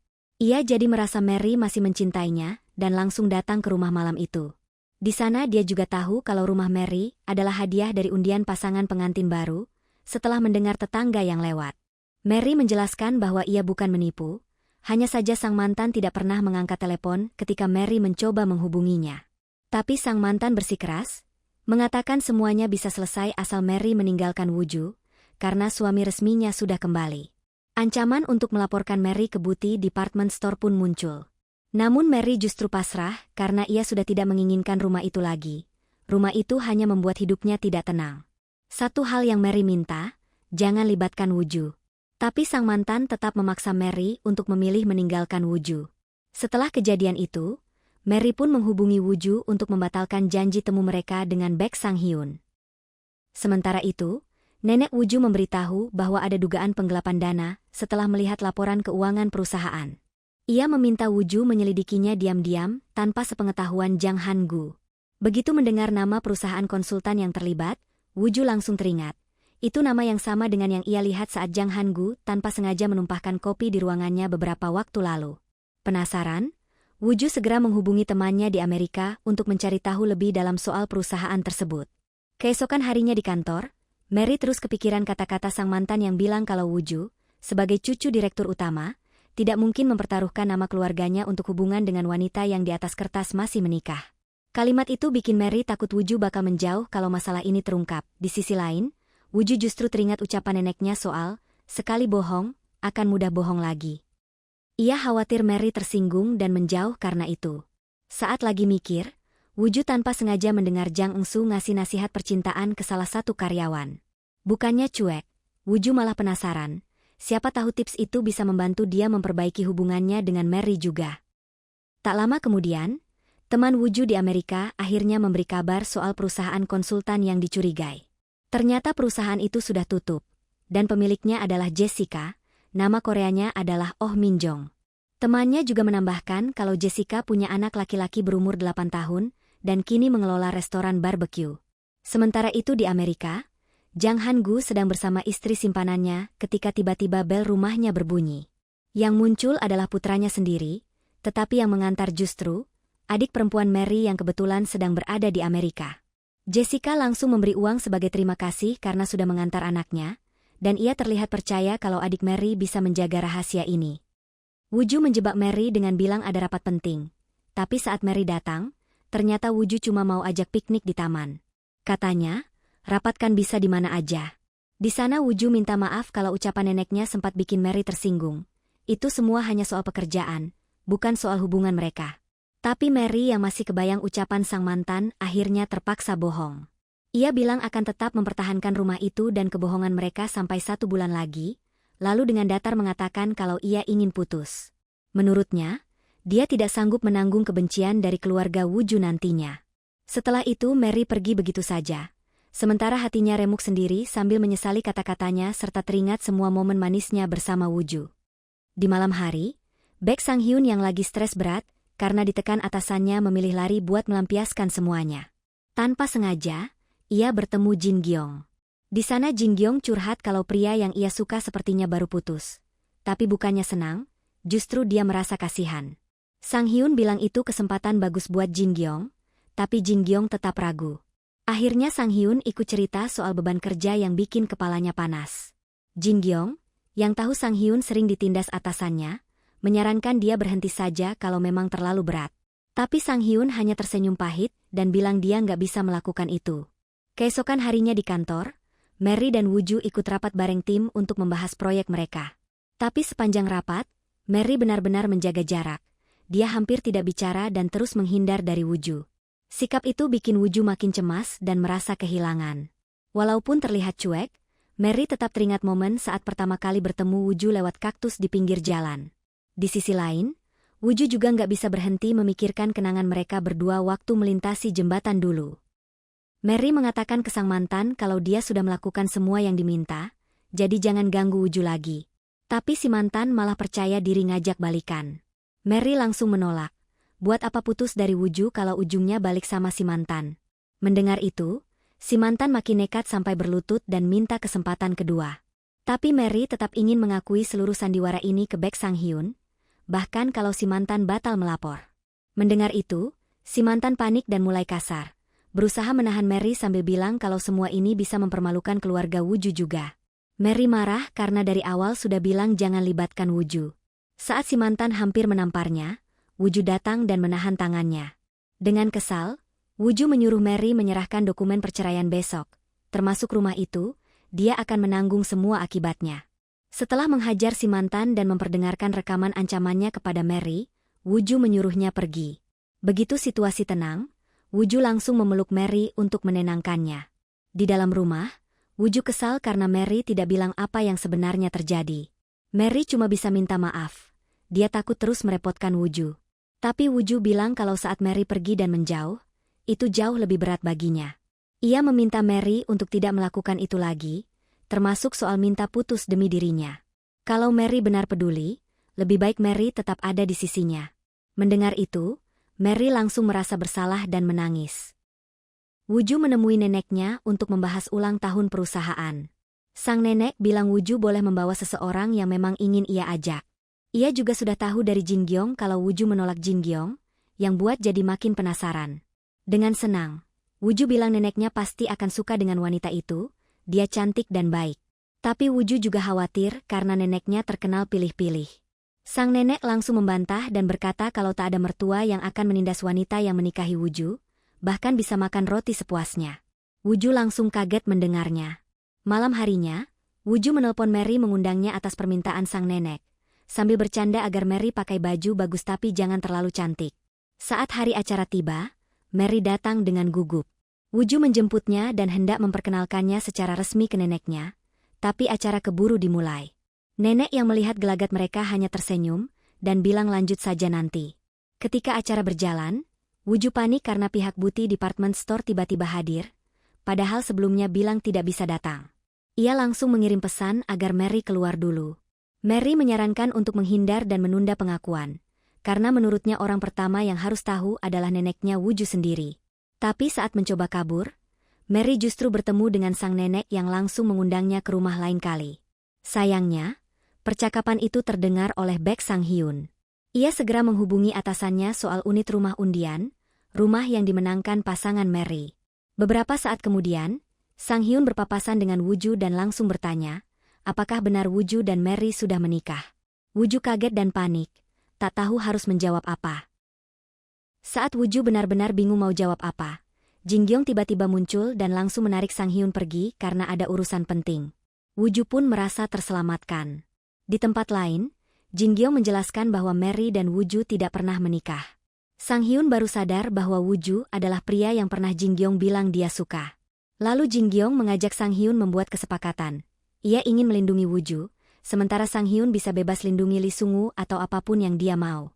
Sebagai jaminan, Jin Gyong menunjukkan rekaman percakapan Lee Sung-woo dan wali kota tentang pemberian satu unit rumah sebagai imbalan izin pembangunan department store yang baru. Sang-hyun pun harus segera mencari alasan untuk menjelaskan percakapan telepon sebelumnya pada Lee Sung-woo. Sementara itu, nenek Wuju meminta asistennya menyelidiki David, manajer Hotel Cults yang ada di Amerika. Ini terjadi setelah di acara ulang tahun perusahaan, Lee Sung-woo melihat buket bunga dari Hotel Cults dan menyebut bahwa ia bertemu David di pesawat, bahkan David bilang sudah berhenti dari hotel. Ucapan itu membuat Jang Han-gu langsung panik. Di rumah, Wuju memberitahu Mary bahwa besok mereka harus menemui neneknya, lalu setelah itu bertemu Baek Sang-hyun. Mary terlihat gugup, tapi Wuju menenangkannya, bilang bahwa apapun yang terjadi mereka hadapi bareng-bareng. Saat momen mereka lagi manis-manisnya, bel rumah tiba-tiba berbunyi. Ternyata adiknya Mary baru pulang dari Amerika dan datang berkunjung. Dia terkejut melihat Wuju di rumah itu, tapi langsung merestui hubungan mereka. Saat Wuju pamit pulang, adiknya Mary sempat menggoda dengan bilang ada bekas lipstik di bibir Wuju, bikin Wuju malu dan langsung kabur. Jang Han-gu yang gelisah akhirnya menemui mertuanya dan berbohong, bilang kalau perusahaan ditipu David dan pihak Hotel Cults sebenarnya tidak pernah menerima kontrak mereka. Nenek Wooju ingin memastikan semuanya dengan mencari David, tapi kondisinya justru makin drop. Han Gu lalu menahan, mengatakan tidak ada gunanya karena David sudah dipecat 2 tahun lalu. Di titik itu, Han Gu akhirnya membuka kebusukan sebenarnya. Semua kesepakatan, termasuk pembelian tanah di Amerika, hanyalah rekaman dan dokumen editan. Ia mengaku semua uang dari proyek itu masuk ke kantongnya lewat perusahaan konsultan itu. Nenek Wooju terkejut dan tidak percaya. Apalagi Han Gu menambahkan bahwa ia mungkin tidak akan bertemu lagi dengan istrinya atau Engsu. Tak lama setelah itu, Nenek Wooju terjatuh karena efek obat yang sudah ditukar oleh Han Gu sebelumnya. Setelah itu, sang nenek pun dilarikan ke rumah sakit, dan dokter mengatakan kalau untungnya bisa diselamatkan walaupun karena usia dan penyakit kronisnya, kondisinya saat ini sangatlah tidak stabil. Sementara itu, perusahaan nenek Wooju heboh diberitakan memakai kontrak palsu dengan Hotel Cult sebagai jaminan, membuat suasana makin kacau. Wooju bingung karena setahunnya sang nenek baru saja menemui David untuk membahas proyek itu. Namun Han Gu kembali bersandiwara, bilang kalau pertemuan itu sebenarnya untuk merahasiakan penundaan kontrak dari para investor. Karena merasa ada yang aneh, Wooju mulai menyelidiki semuanya diam-diam. Tak lama, asisten neneknya menemuinya dan bicara empat mata. Ia menjelaskan bahwa nenek Wooju sama sekali tidak tahu soal kontrak palsu, tidak tahu kalau David sudah dipecat, dan sebelum pingsan justru sedang berusaha menyelidiki David. Mendengar itu, Wooju pergi dengan wajah penuh kegelisahan. Ia teringat permintaan neneknya untuk mencari tahu kebenaran, tapi di sisi lain ia takut kalau semua yang neneknya kira selama ini, memang benar adanya. Saat membahas soal denda, pengalihan manajemen, bahkan kemungkinan PHK massal, Mary penasaran dan bertanya seperti apa dirut perusahaan BQ Capital yang sedang menekan perusahaan nenek Wooju. Setelah Wooju menunjukkan fotonya, Mary langsung merasa familiar. Ia ingat wanita itu ada di foto perpisahan adiknya saat bekerja di restoran di Amerika, tapi namanya bukan Sylvia, melainkan Jessica. Wooju kaget karena pernah mendengar nama Jessica dari informasi temannya. Mary segera menelpon adiknya, dan sang adik membenarkan. Wanita itu memang Jessica, dan pria di sebelahnya adalah suaminya. Kabar itu bikin Mary dan Wooju makin syok. Dari situ Mary menyimpulkan kalau paman Wooju ternyata bekerja sama dengan pihak yang ingin mengambil alih perusahaan. Mary pun mulai khawatir. Apakah bibi Wooju tahu kalau suaminya punya istri lain dan seorang putra di Amerika? Di rumah, Jang Engsu menemukan surat permohonan cerai yang diajukan ayahnya, tapi jelas ayahnya belum bilang apa-apa ke ibunya. Sementara itu di kantor, Han Gu, Engsu, dan Wooju menyambut Jessica, yang sekarang memakai nama Sylvia sebagai dirut BQ Capital. Ia datang sebagai perwakilan investor untuk mencari solusi atas kekacauan yang terjadi. Wooju menyarankan agar tidak ada PHK massal, tapi Jessica langsung menolak dan mengusulkan perusahaan Wooju dijual sebagian.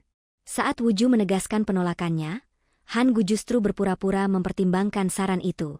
Setelah pertemuan, Wooju bertanya apa langkah mereka selanjutnya, dan Han Gu menyuruhnya mengikuti perintah Sylvia, memotong manajemen, menjual pabrik, dan membayar hutang.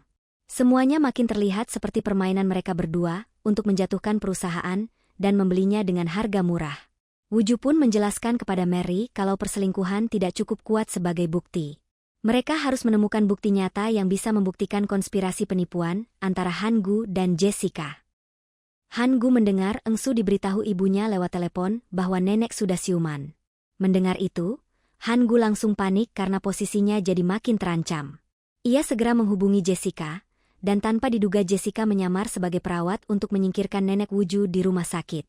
Saat Jessica hendak menyuntikkan sesuatu, tiba-tiba seseorang dari balik selimut menyerangnya, dan itu bukan nenek Wooju. Jessica kaget. Lalu Wooju muncul dari belakang dan langsung menangkapnya sambil membuka penyamarannya. Polisi pun datang dan menahannya atas percobaan pembunuhan. Semua itu ternyata rencana Mary. Ia sengaja menyebar kabar palsu bahwa nenek Wooju sudah sadar agar pelaku bergerak dan bisa ditangkap.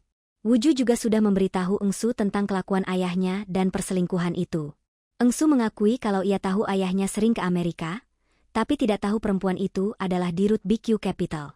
Wooju lalu meminta Engsu bekerja sama untuk melindungi nenek dan perusahaan. Setelah itu, Engsu berpura-pura menerima telepon dari ibunya di depan ayahnya. Keesokan harinya, polisi memberitahu Wooju bahwa benar ada dugaan konspirasi antara Jessica dan David, tapi mereka belum menemukan bukti yang menghubungkan Jessica dengan Han-gu. Di penjara, Han-gu bilang pada Jessica bahwa ia mungkin dihukum 15 tahun, tapi meminta Jessica tetap diam karena ia berjanji akan mengeluarkannya. Setelah itu di kantor, Woo-ju melabrak Han-gu dan mengungkap semua kebusukannya. Han-gu langsung pura-pura menangis dan mengaku dirinya diperas Jessica. Di luar, Eun-su lalu memberikan kartu memori kepada Woo-ju, tapi isinya belum cukup kuat jadi bukti. Karena itu, Woo-ju pergi menemui Jessica di penjara dan memperdengarkan rekaman suara Han-gu yang mengaku diperas.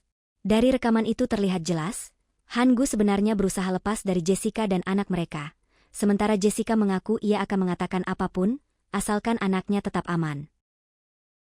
Jessica akhirnya menjelaskan kalau semua bukti yang mereka cari ada di boneka favorit anaknya. Saat Jessica kembali ke sel, Woo-ju melihat tato di belakang lehernya. Tato itu langsung membuat Woo-ju teringat pada orang yang muncul setelah kecelakaan keluarganya dulu, dan ternyata itu adalah Jessica. Kaget dan gemetar, Woo-ju keluar dari ruang interogasi dan bertemu Mary. Di sana Woo-ju menceritakan semuanya, tentang kecelakaan masa kecilnya dan keyakinannya bahwa Jessica ada di lokasi kejadian waktu itu. Mary pun menambahkan info baru, ternyata Jessica pernah bekerja di perusahaan nenek Woo-ju selama 25 tahun, berdasarkan cerita dari anggota tim Woo-ju.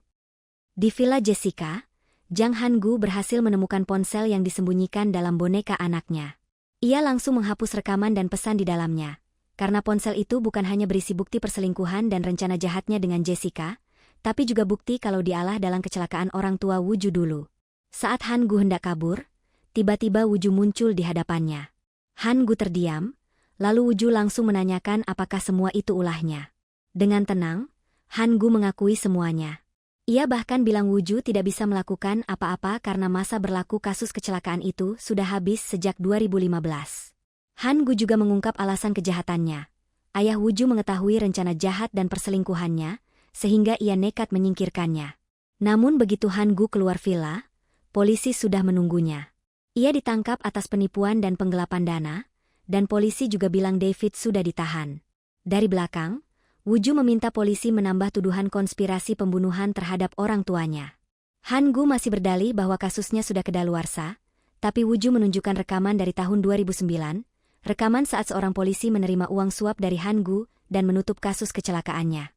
Karena Han-gu sempat kabur ke luar negeri, masa berlaku kasus itu otomatis diperpanjang 1 minggu, dan itu cukup untuk menuntutnya sekarang. Hari persidangan pun tiba. Hakim membacakan semua kejahatan Jang Han-gu, mulai dari rencana merugikan perusahaan, upaya membunuh manajer keuangan, meracuni nenek Woo-ju, kabur ke luar negeri untuk menghindari tuntutan kasus kecelakaan tahun 2009, hingga konspirasi pembunuhan orang tua Woo-ju bersama Jessica di tahun 2000. Dengan semua bukti itu, hakim menyatakan Jang Han-gu bersalah dan menjatuhkan hukuman mati. Setelah sidang, Woo-ju dan Mary pergi ke makam orang tua Woo-ju. Woo-ju mengatakan kalau akhirnya semuanya sudah selesai. Woo-ju juga memperkenalkan Mary kepada mendiang orang tuanya. Lalu Mary berjanji akan menjaga Woo-ju serta membuatnya bahagia. Di tempat lain, Baek Sang-hyun sedang bersantai di rumah ketika Mary dan Woo-ju datang untuk meminta maaf. Mereka menjelaskan sandiwara pernikahan palsu itu, lalu mengatakan bahwa mereka berniat mengembalikan rumah undian dan bertanggung jawab penuh. Tapi Sang-hyun hanya diam, tanpa memberi reaksi apapun. Beberapa hari berlalu, dan akhirnya sang nenek siuman. Kondisinya stabil dan baik, membuat seluruh keluarga lega dan bersyukur. Setelah semuanya tenang, Bibi Woo-ju mengajak Woo-ju bicara di luar, hanya berdua. Dengan wajah penuh penyesalan, sang bibi meminta maaf atas semua kesalahan ayahnya Eun-su, baik terhadap perusahaan maupun terhadap orang tua Woo-ju di masa lalu. Tapi Woo-ju menenangkannya. Ia bilang bibinya tak perlu terlalu khawatir dan lebih baik fokus menjaga dirinya sendiri dulu. Apalagi Eun-su juga terlihat sangat khawatir melihat kondisi ibunya. Woo-ju juga menambahkan bahwa bibinya sebenarnya tidak tahu apa-apa dan hanya ikut terjebak dalam keadaan. Bibi Woo-ju pun berkata dengan sedih bahwa Woo-ju tidak perlu lagi memanggilnya bibi, dan kalau Woo-ju ingin menjauh darinya, ia akan menerima. Namun Woo-ju menolak. Ia mengatakan bahwa justru ia ingin bibinya tetap ada di sisinya seperti biasa. Karena kalau ia menjauhinya, Woo-ju merasa ia tidak punya keluarga lagi. Setelah semua masalah terlewati, Woo-ju dan Mary akhirnya bisa makan bareng bersama anggota tim lain. Suasana santai, sampai mereka main tantangan, minum atau jujur. Saat giliran Woo-ju ditanya apakah punya pacar, ia menjawab dengan bangga kalau punya. Tapi ketika giliran Mary, dia malah memilih minum daripada jujur. Di sela-sela itu, Woo-ju sempat ngomel ke Mary karena merasa Mary nggak mau jujur.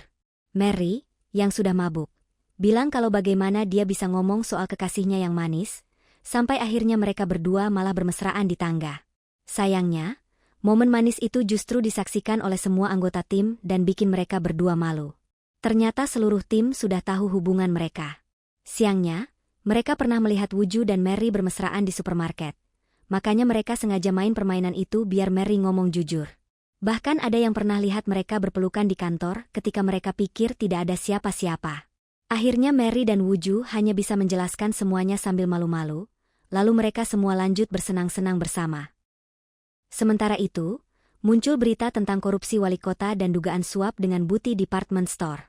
Ayah Lee Sung-woo langsung marah besar, memukuli anaknya, lalu memaksa Baek Sang-hyun untuk mengambil alih dan menjadi tersangka pengganti dalam kasus itu.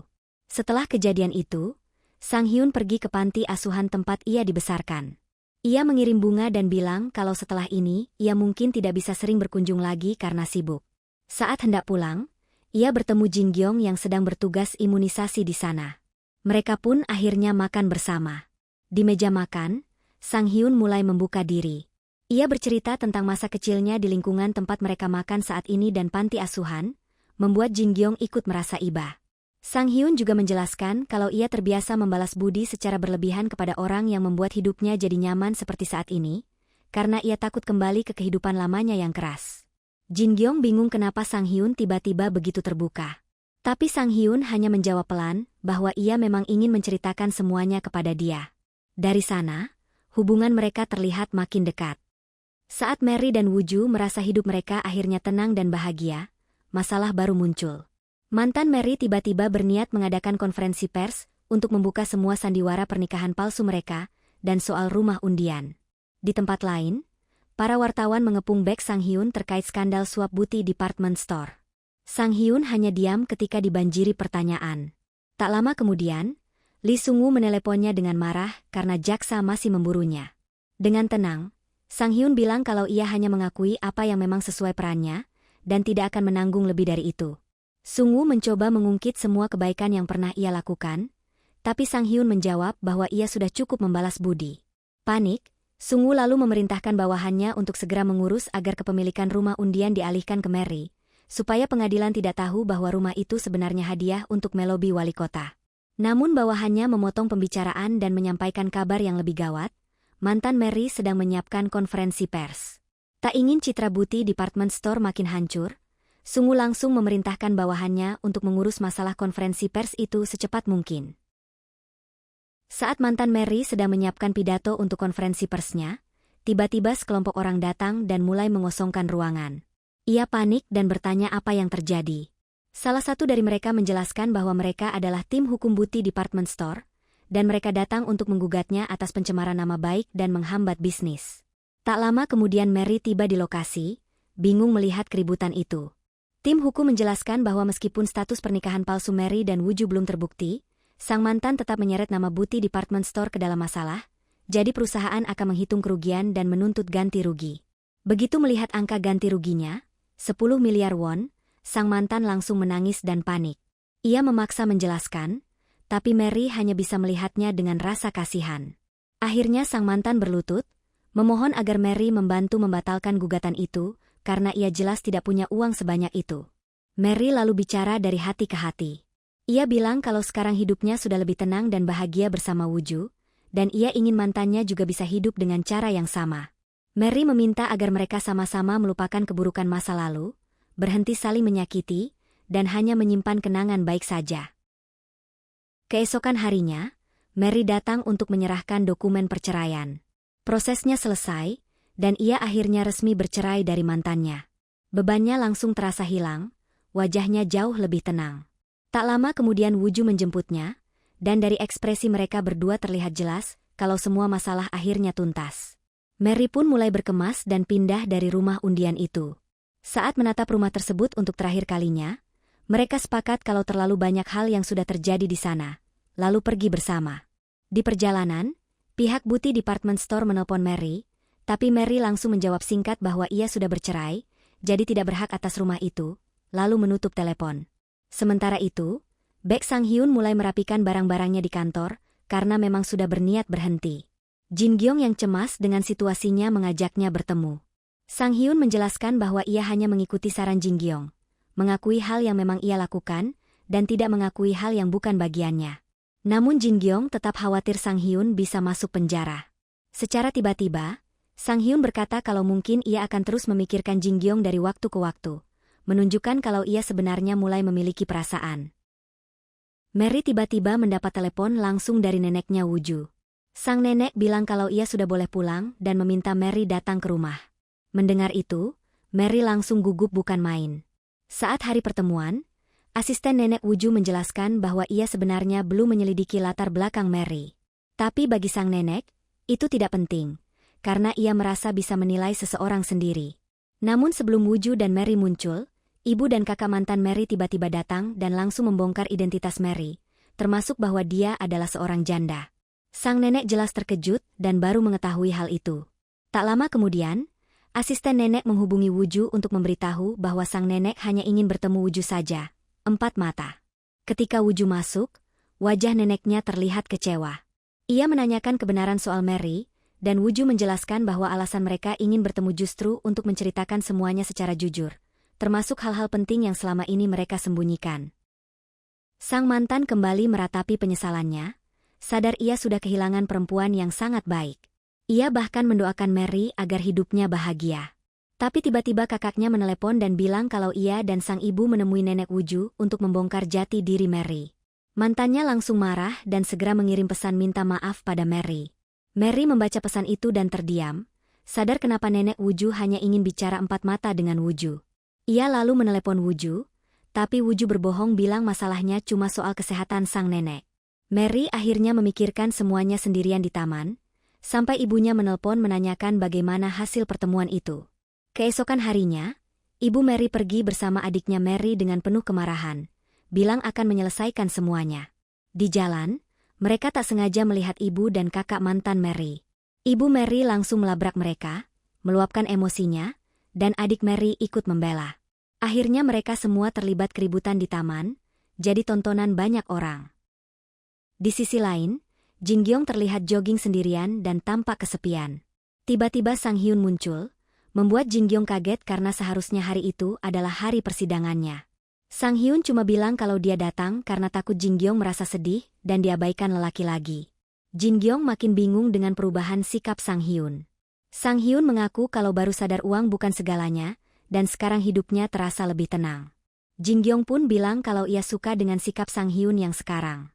Setelah itu, mereka melanjutkan lari bareng dengan suasana yang lebih hangat. Sementara itu, Mary bertemu Woo-ju dan mereka berusaha bersikap biasa saja.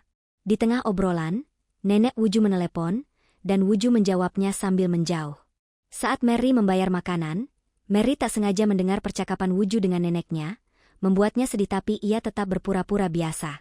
Tak lama kemudian, Woo-ju harus mengantar Mary pulang. Sesampainya di rumah, nenek, bibi, dan Engsu sudah menunggu untuk membahas sesuatu. Setelah pertemuan keluarga itu selesai, Woo-ju menghubungi Mary. Mary berbohong bilang sedang cari angin di taman. Tapi Woo-ju tahu itu bohong terlihat dari pakaiannya yang masih sama seperti siang tadi, dan ternyata Woo-ju memang sudah ada di taman itu. Mary mengira nenek Woo-ju menolaknya setelah kejadian ibu mantannya datang. Ia juga mengaku mendengar percakapan Woo-ju dan neneknya di restoran tadi. Tapi Woo-ju menjelaskan kalau Mary salah paham. Neneknya hanya meminta Woo-ju mengambil alih perusahaan, dan butuh waktu sebelum siap menemui Mary lagi. Woo-ju lalu menyampaikan pesan penting dari neneknya. Jika Woo-ju menemukan seseorang yang ingin ia habiskan hidup dengannya, jangan biarkan orang itu pergi. Di momen itu, Woo-ju berlutut dan melamar Mary di taman. Mary langsung berkata iya, dengan wajah bahagia. Mereka pun saling berpelukan untuk mengekspresikan kegembiraan mereka. Keesokan harinya, Mary datang menemui nenek Woo-ju untuk meminta maaf dan mengakui kesalahannya. Sang nenek hanya menasihati agar Mary belajar dari semua itu dan selalu mengingatnya. Tak lama kemudian, Engsu dan ibunya muncul dengan semangat karena tahu Woo-ju datang bersama tunangannya. Mereka pun berkenalan, dan bibi Woo-ju langsung bilang Mary mirip ibunya, membuat Mary bingung. Engsu lalu menjelaskan kalau mereka sempat pergi ke kampung halaman Mary atas perintah nenek. Di sana, mereka melihat sendiri kebaikan Ibu Mary yang menolong seorang anak kecil. Karena itulah mereka yakin nenek Wuju pasti akan menyukai keluarga Mary. Dengan bangga, Engsu mengatakan kalau restu nenek itu bergantung pada dirinya dan ibunya. Saat Bibi Wuju ingin langsung membahas tanggal pertemuan keluarga, Wuju menolak dulu. Ia bilang pernikahan harus ditunda, karena ia baru saja ditunjuk nenek untuk mengurus perusahaan. Mary pun setuju dengan keputusan itu. Sementara itu, Baek Sang-hyun kini menjalani hari-harinya di penjara. Ia mendapat kiriman surat berisi foto-foto kura-kuranya yang sekarang dirawat oleh Jin Gyong. Dalam surat itu, Jin Gyong cerita tentang kegiatan sehari-harinya, hal-hal yang ia lakukan, dan bahkan menenangkan Sang-hyun agar tetap sehat dan kuat selama di penjara. Setahun berlalu, Engsu terlihat sedang sibuk nyiapin pidato untuk pernikahan Wuju dan Mary. Tim yang dulu kerja bareng mereka juga hadir, termasuk Bibi Wuju yang kini akrab banget sama ibunya Mary. Jin Gyong pun datang, dan ternyata ia datang bersama Baek Sang-hyun. Acara pernikahan pun dimulai. Dari senyum dan tatapan Wuju dan Mary, kelihatan jelas betapa bahagianya mereka. Sambil mengingat pertemuan awal yang penuh drama sampai akhirnya beneran menikah hari ini, mereka merasa, ya semua ini murni keberuntungan. Dan itulah perjalanan lengkap mereka dari episode 1 sampai 12. Dari awal yang cuma pura-pura, penuh drama keluarga, kebohongan kecil, sampai momen-momen hangat yang pelan-pelan bikin mereka benar-benar jatuh cinta. Semua rintangan, restu keluarga, sampai proses mereka saling memahami, akhirnya ngebawa Wuju dan Mary ke titik paling bahagia dalam hidup mereka. Dua orang yang awalnya cuma terikat kontrak 90 hari, pada akhirnya berdiri di pelaminan sebagai pasangan beneran. Dan buat mereka, semua kejadian tak terduga itu justru jadi keberuntungan terbesar. Terima kasih sudah nonton recap fullnya, sampai jumpa di video berikutnya.